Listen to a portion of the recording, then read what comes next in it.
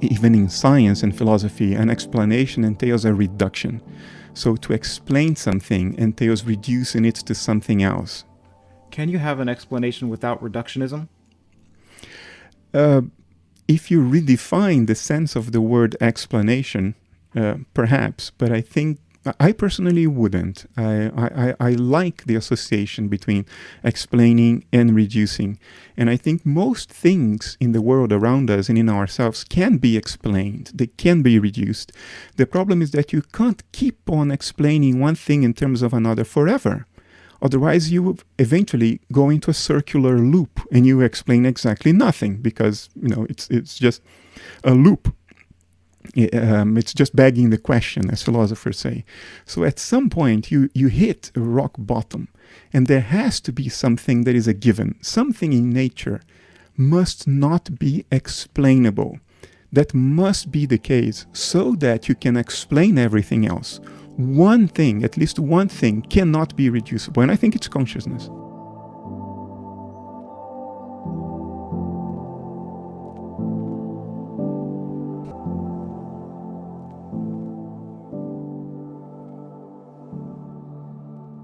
I would say that consciousness is the primitive. Not personal consciousness, not your consciousness or my consciousness, but the consciousness of nature. I would say that's the primitive, and what matter is what mental processes in that natural mind look like from across a dissociative boundary. Now, I am dissociated.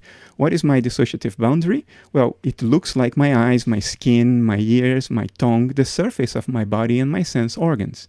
When my dissociative outer is impinged upon by mental activity that surrounds me, I register that in the form that we call matter. Because again, evolution was such that our sense organs evolved to perceive the states of the world around us in an encoded way. This has been proven mathematically, by the way. We need to encode our sense perceptions in order to resist the second law of thermodynamics, in order not to dissolve into an entropic soup. So we encode information about the outside world in the form of a sort of a dashboard. And what is that dashboard? It's the colors we see, the sounds we hear.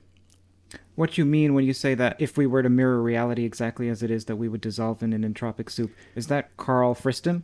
That's correct. And are you essentially saying, because I haven't read his work, are you essentially saying in the second law of thermodynamics, if you have two isolated bodies, you bring them together, then they're going to... You don't need to go that far. The idea is mathematically extraordinarily complex. It took me a long time to persuade myself that they were onto something. But the implication for you to understand what the math is saying is very simple. Look, there are practically infinite states in the world out there, right? Infinite bits of information in the world out there. If our perception were to mirror that variety of states in the world out there, there would be too much dispersion within our body, too many states, and we would lose our dynamical and structural integrity. In other words, we would devolve into a boiling soup because it's too much information to absorb. Too many dispersed states to mirror within the boundaries of our dissociative process, which Friston calls the Markov blanket. He models our dissociative boundary according to the mathematical model that we call a Markov blanket, which is mathematically very sensible to do. So we can't mirror the states of the world outside, otherwise we would dissolve into a boiling soup. So what can we do to gather as much information as possible about the world outside? Because it's important to do that if we want to survive. We need to know what's going on around us. The way to do that is to encode those states in an inferential manner. You don't mirror them all inside you. You capture what is relevant about them in a kind of internal dashboard of dials. What those dials show is not the world as it is in itself. It's not the thing in itself. What they provide is a representation of that world. Think of it as a pilot, an airplane pilot in bad weather with clouds at night. He can't see the world, but he trusts his instrument panel. So he needs the instrument panel in order to survive the trip, but the instrument panel is not the world, and that's the mistake we make.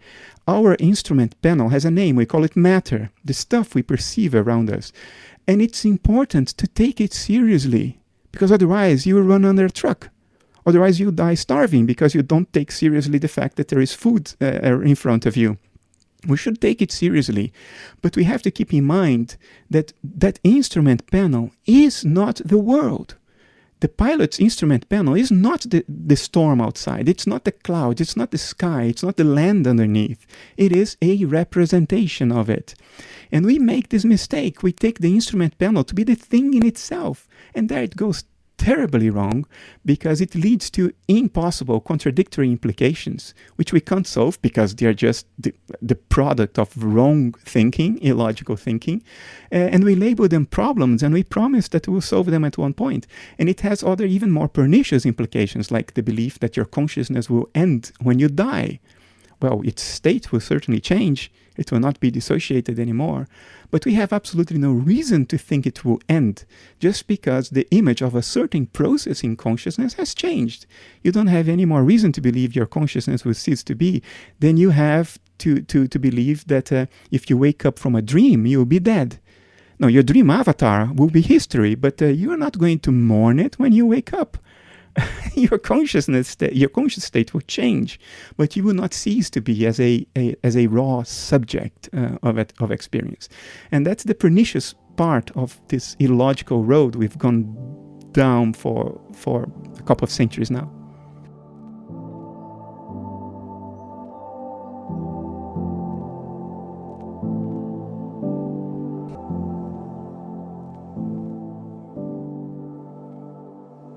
The game of all games is knowledge by acquaintance, not knowledge by conceptualization. Concepts only point at something, but they are not the thing they are pointing at. To know the truth conceptually means that you know the direction it's pointing to, but you're not acquainted with the truth until it's embodied. So you may be convinced that something is true, but it's not in your body and doesn't change your life and doesn't make you feel differently. So you may be intellectually convinced materialism is false, but you still may dread the oblivion of your consciousness coming upon death. In other words, you didn't embody your intellectual conclusion. What's governing your emotional life, it's something else. It's not your intellectual conclusion. The conclusion didn't sink from here down to the emotional self. So it's not really transformative. It's not guiding your life. Now, I play purely an intellectual game. Rupert plays the game of embodied truth. He's not trying to convince you intellectually at all. He completely bypasses that. He neglects that. He's trying to bring you truth by acquaintance. In other words, if you experience oneness, you do not need a narrative that tells you that oneness is true. You've been there. It's in you. No, you short-circuit it. You bypass it. That's his game. And it's the only game that is truly transformative, that will really change your life. Everything else is in the head. It doesn't sink into the rest. So why do I play the intellectual game? Because I think that a lot of people who are perfectly capable of knowing the truth by acquaintance, and who would have known the truth by acquaintance, don't, because their intellect is the bouncer of their heart. They will not give themselves permission to be acquainted with what's true, because the intellect is telling them, no, this cannot be true. And that's that evil little voice, like, this cannot be true. It cannot be the case. So it's not. And that closes you up, and it amputates a huge part of your mind, of your capability to experience what's actually going on. It is shut off by an intellectual conclusion, which is not in itself transformative, but it can amputate the degrees of freedom that your true inner life, your emotion inner life, would otherwise have. It cuts up the map and offers you a much more restricted territory that you can explore, and makes you blind and inaccessible to the rest. And therefore, it precludes you from becoming acquainted with what is true, because you don't give yourself intellectual permission to become acquainted with it. So I play the intellectual game because I want to help people give themselves intellectual permission to explore the fullness of their nature as living beings, as dissociated alters, because the dissociated alter, while it's alive, it's dissociated. But even in that state of dissociation, it can become acquainted with things that our mainstream cultural narrative categorically today says are either impossible, or if they actually happen, illusory, and therefore should be dismissed and not taken seriously. And that is the greatest tragedy of our age, that not only do we know where the solutions lie, but that we actually every now and then experience the solution, but dismiss it because of this pernicious cultural narrative that tells us what can and cannot be true.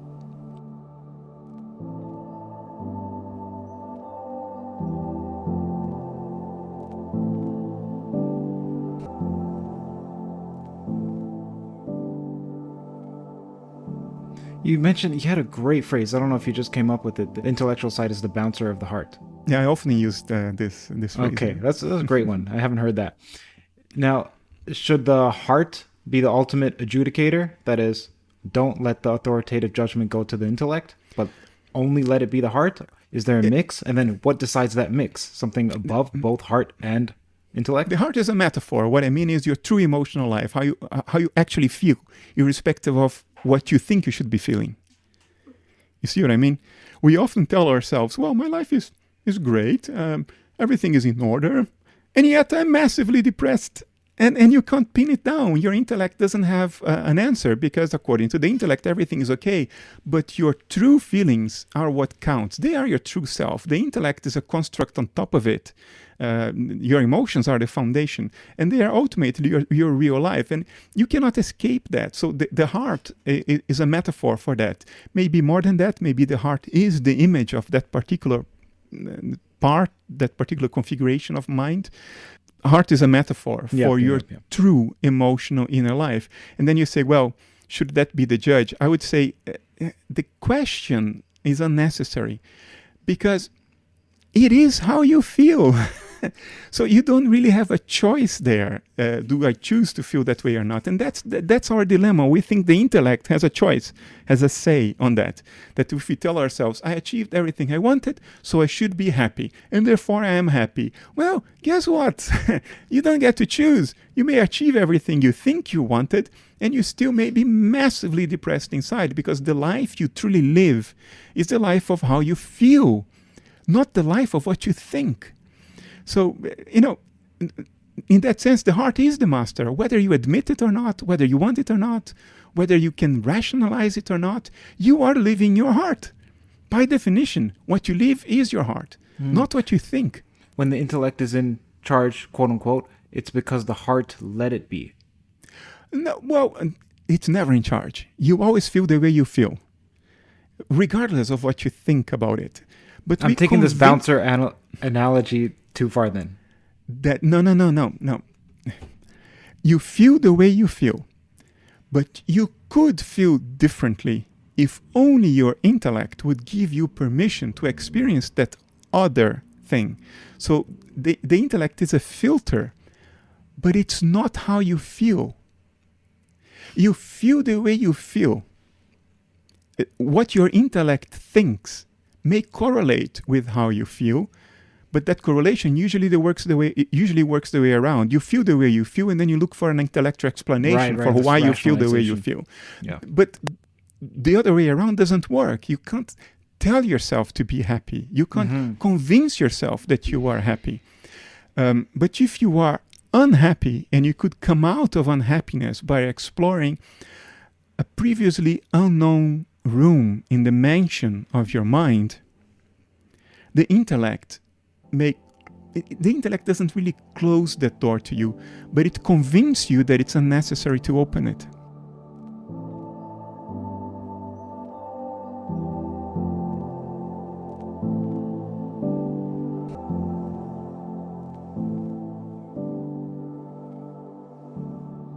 Physically, the East has gotten it right.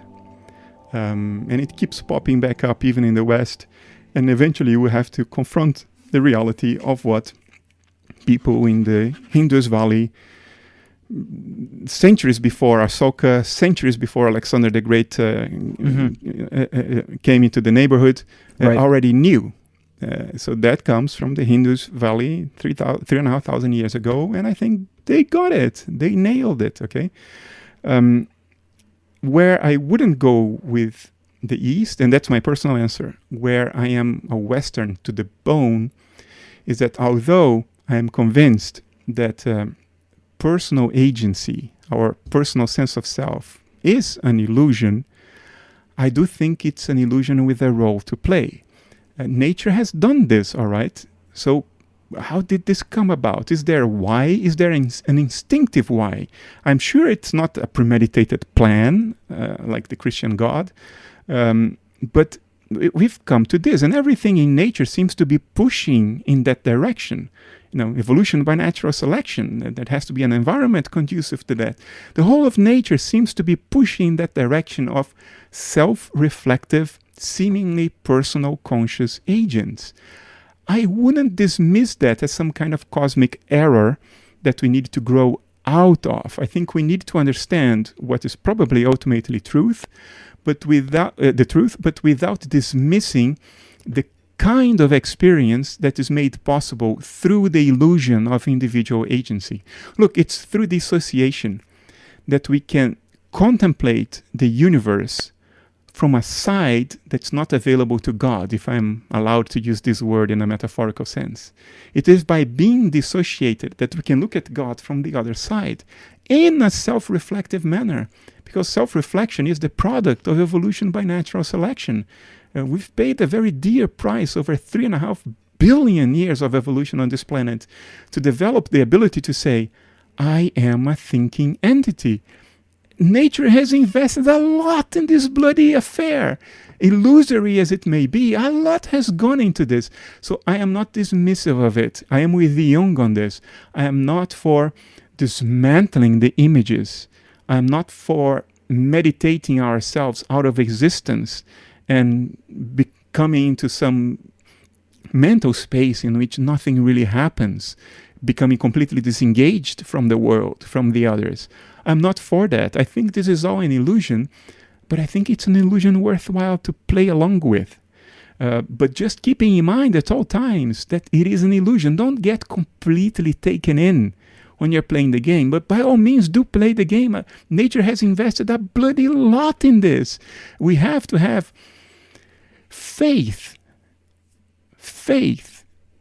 that there is a point, because we have been born. We are in this extraordinarily strange condition of being alive. If there is no point to it, then soon enough you'll be dead. Then you'll have nothing to lose anyway. You never had anything to lose from the get-go.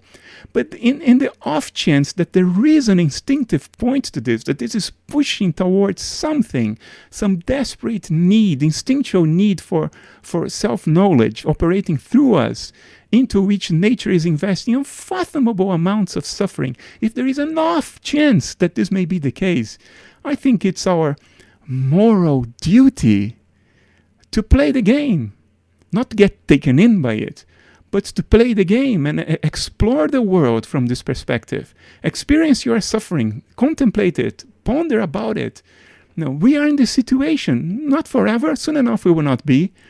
So take something out of it in the off chance that there is something to be taken out of it. So in that sense, I'm not Eastern at all. I think they got it right metaphysically, but their moral truth is not my moral truth. I am for playing the game, and you see that in what I'm doing. Look at me, I'm playing the game. Am I choosing to do this? No, I'm just not resisting it. I'm letting whatever wants to come through the world, through me, to come unopposed.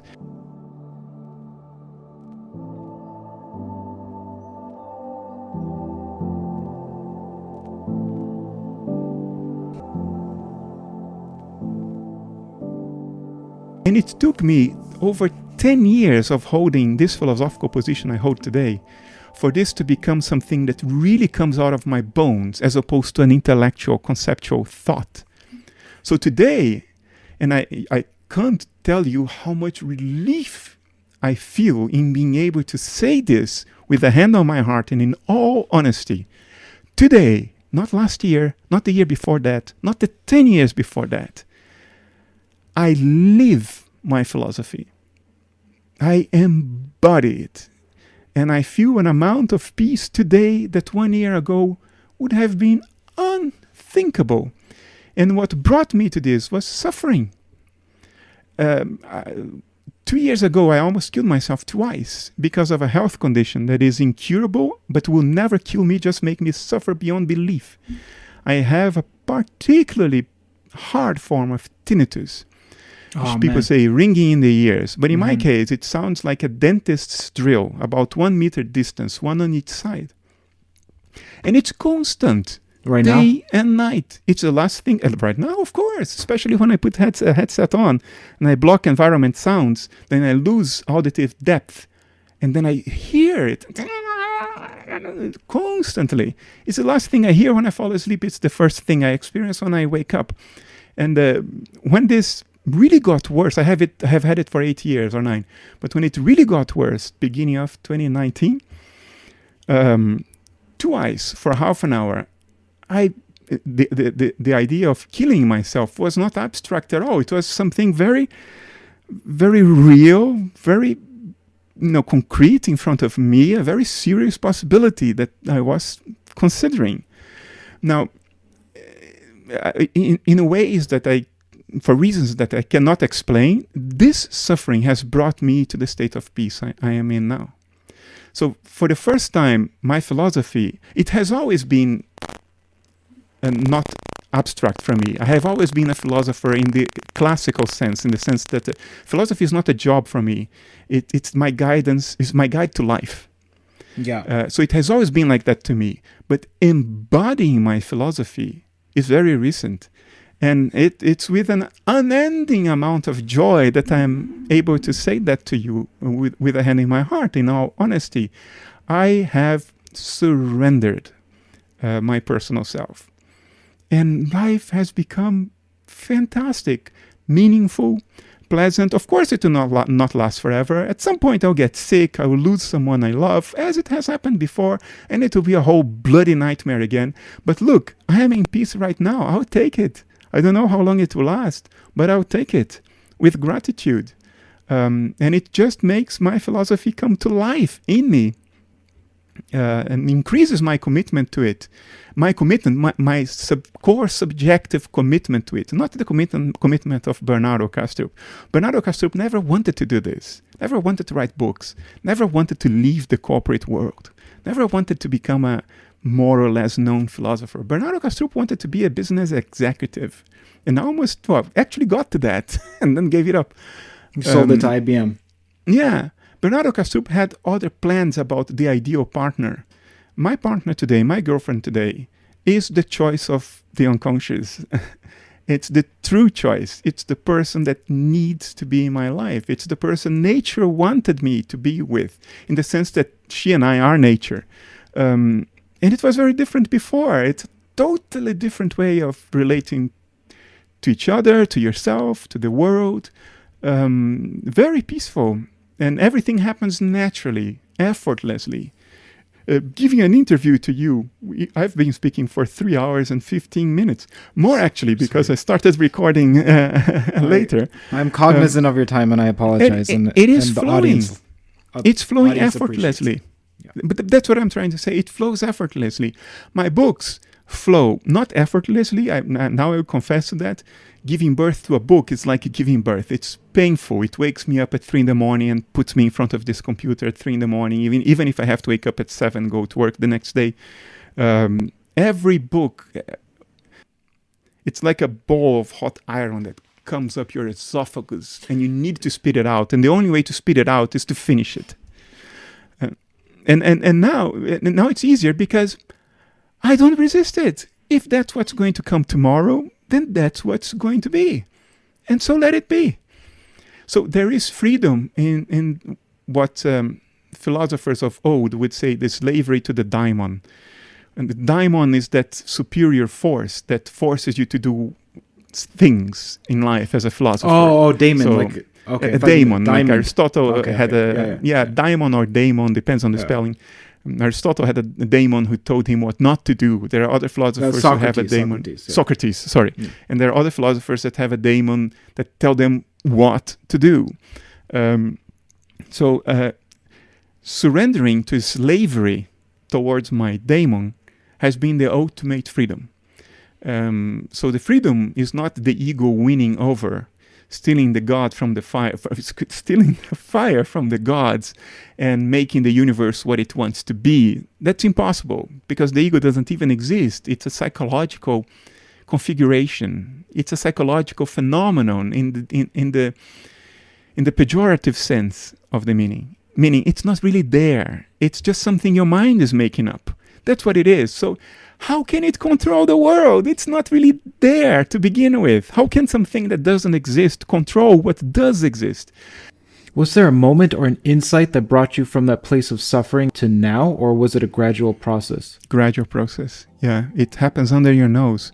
You only see it in hindsight. You look back and, oh, I have been feeling different for a few months now. Oh, interesting.